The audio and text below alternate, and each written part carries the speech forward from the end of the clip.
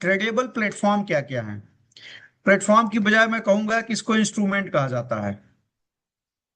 Instrument. Tradable instrument क्या क्या है? तो ट्रेडेबल इंस्ट्रूमेंट हमारे पास है स्टॉक। अब स्टॉक में सब कुछ आ गया। वो बैंक निफ्टी हो, फिन निफ्टी हो, फ्यूचर एंड ऑप्शन हो, डेरिवेटिव मार्केट की बात कर लीजिए, किसी स्टॉक की बात कर लीजिए। ठीक है। आप कॉल ले रहे हैं, पुट ले रहे हैं, आप लंबे समय की होर्डिंग देख रहे हैं, आप कम समय की होर्डिंग देख रहे हैं, आप स्कैल्पिंग कर रहे हैं, आप ट्रेडिंग कर रहे हैं, कुछ भी आप कर रहे हो, तो वो श्रेणी हो गई स्टॉक। तो पहला जो ट्रेडेबल इंस्ट्रूमेंट है वो है स्टॉक। हम स्टॉक में ट्रेडिंग करते हैं। Second is commodity. कमोडिटी में ट्रेड किया जाता है। कमोडिटी क्या होता है? कमोडिटी में gold, silver, copper, crude oil, petrochemical, grains, हमारे वेदर, ये सब कुछ कमोडिटी में आता है। अब गोल्ड, सिल्वर, कॉपर, ये क्या हुआ? ये हुआ मेटल। जब हम बात करते हैं क्रूड ऑयल की, जब बात करते हैं क्रूड ऑयल की, जब हम बात करेंगे नेचुरल गैस की, जब हम बात करेंगे किसी भी केमिकल संबंधित चीजों की, तो वो आता है पेट्रोकेमिकल में। तीसरा क्या होता है?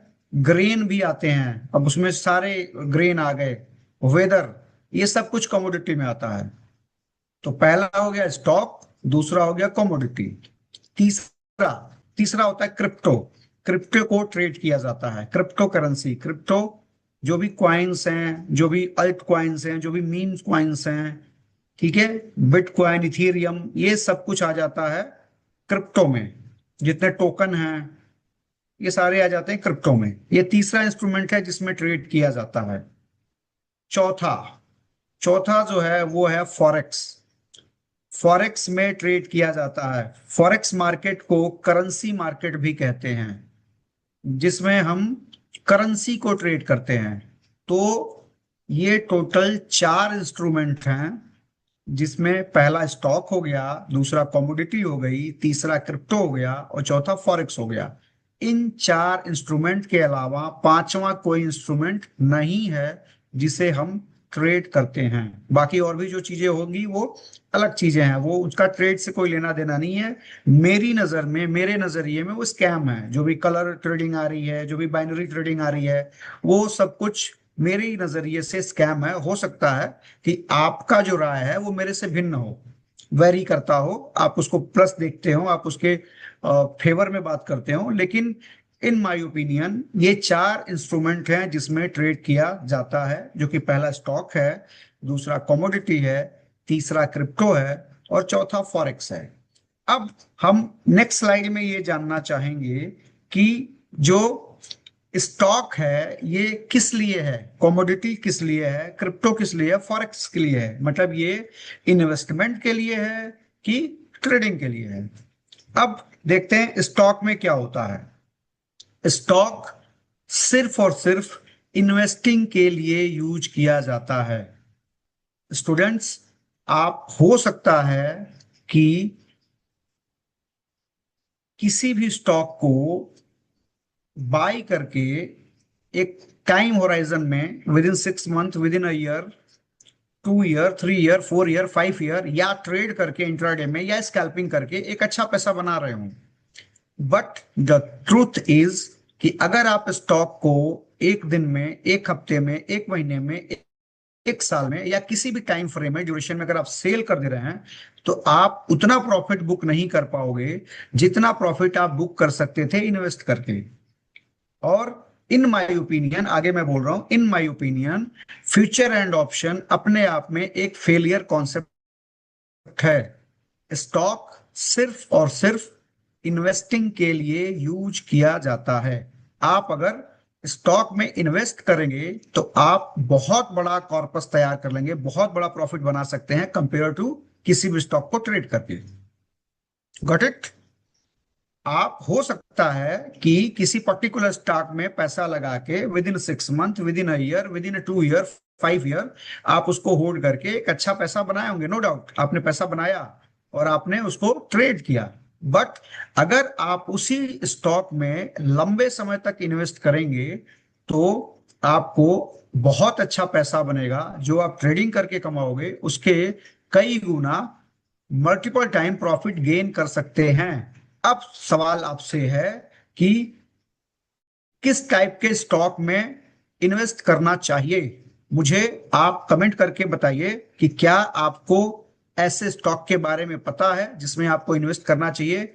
अगर यस तो कमेंट कीजिए यस, अगर नहीं तो मुझे बताइए, मुझे कमेंट कीजिए ताकि मैं आपके लिए इस पे एक दूसरा वीडियो बनाऊं। Thank you. Second, commodity.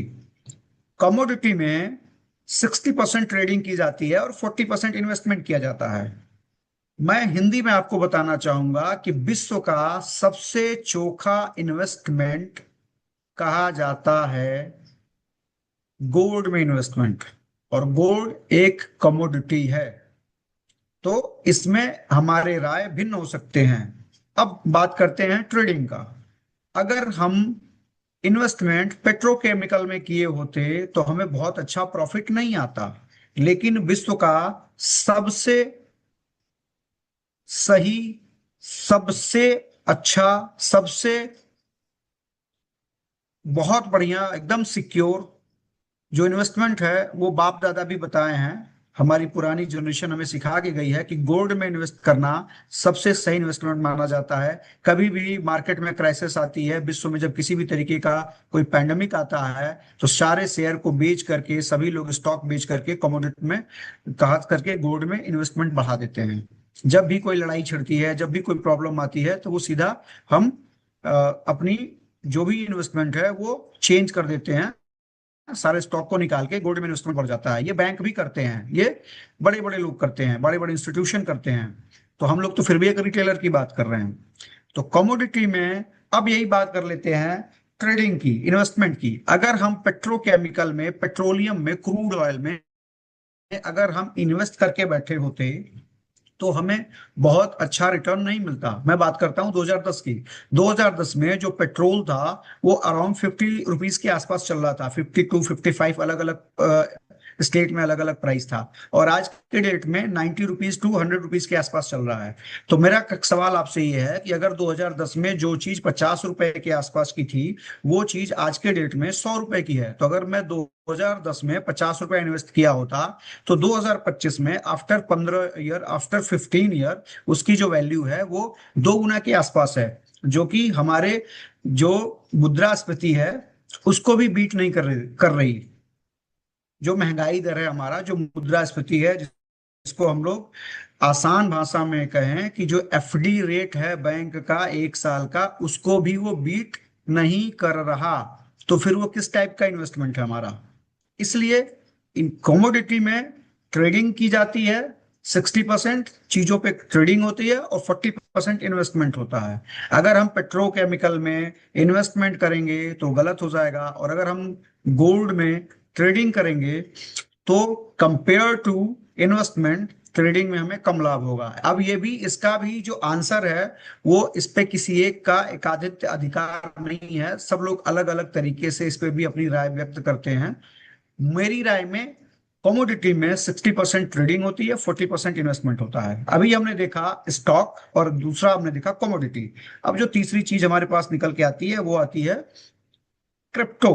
Crypto किस लिए है, आगे देखते हैं नेक्स्ट लाइन में कि क्रिप्टो में हमें ट्रेडिंग करनी चाहिए कि इन्वेस्टमेंट करना चाहिए। देन आंसर इज क्रिप्टो 50-50% का फॉर्मूला है, 50-50 फॉर्मूला है। क्रिप्टो में ट्रेडिंग करके भी पैसा बनाया जाता है और इन्वेस्ट करके भी पैसा बनाया जाता है। हमें खुद नहीं पता कि कौन सा कॉइन अच्छा परफॉर्म करेगा और कौन सा कॉइन हमारे पैसे को ले डूबेगा। आपको पता है कि किस टाइप के क्रिप्टो में इन्वेस्ट करना चाहिए? अगर हाँ तो हमें कमेंट कीजिए, अगर नहीं तो हमें पूछिए, हम आपको वीडियो बनाएंगे, एक नया वीडियो बना के देंगे कि किस टाइप के क्वाइन में आपको इन्वेस्ट करना चाहिए, कौन सा क्वाइन आगे जाएगा, उस टाइप के क्वाइन को कैसे पहचाना जाए। एक क्वाइन कौन ऐसा है जो हमारे पूंजी को, हमारे कैपिटल को डुबा देगा, कौन सा क्रिप्टो करेंसी किस टाइप का है जो हमारे कैपिटल को बढ़ाएगा। इसके लिए क्या पहचान होनी चाहिए, क्या सेपरेशन इन दोनों इसको पहचानेंगे, उस पर हम अलग वीडियो बनाएंगे अगर आपका कमेंट आया तो। फिलहाल के लिए क्रिप्टो करेंसी को 50-50 के नजरिए से देखा जाता है। 50% ट्रेडिंग होती है और 50% इन्वेस्टमेंट। मैंने इस प्लेटफॉर्म पे इस इंस्ट्रूमेंट को हम ट्रेडिंग करके भी पैसा बना सकते हैं और इन्वेस्टमेंट के थ्रू भी पैसा बना सकते हैं। नेक्स्ट जो हमारा प्लेटफॉर्म इंस्ट्रूमेंट है वो है फॉरेक्स। जी हाँ, फॉरेक्स एक ऐसा इंस्ट्रूमेंट है जिसमें हमें सिर्फ और सिर्फ ट्रेडिंग करनी चाहिए, या फिर ये बोला जाए कि फॉरेक्स में ट्रेडिंग करके हम बहुत अच्छा पैसा बना सकते हैं, इन्वेस्टमेंट से कभी नहीं बना सकते। क्यों? क्योंकि हम किसी देश की करेंसी को खरीद के उसको बचा बचा के हम किसी भी तरीके से एक बड़ा पैसा नहीं बना सकते। वो करेंसी उस देश की अर्थव्यवस्था को दर्शाती है। अब एक उदाहरण ले लेते हैं। 2005 में मुझे एक ऑनलाइन एग्जाम देना था, उसके लिए मुझे $50 डिपॉजिट करने थे।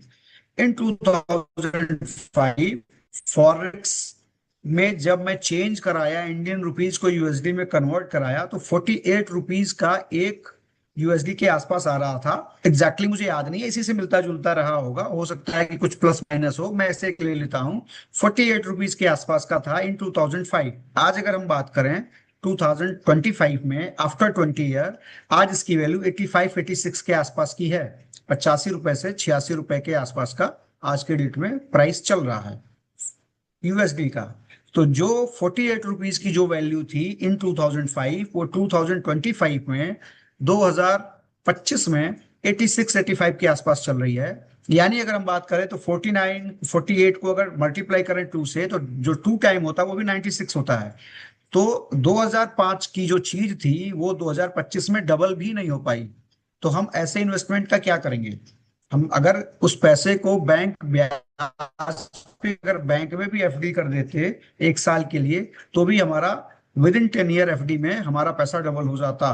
तो फॉरेक्स में एक बात तो तय हो गई कि बाय इन्वेस्टिंग इन फॉरेक्स हम कभी भी अच्छा प्रॉफिट गेन नहीं कर सकते।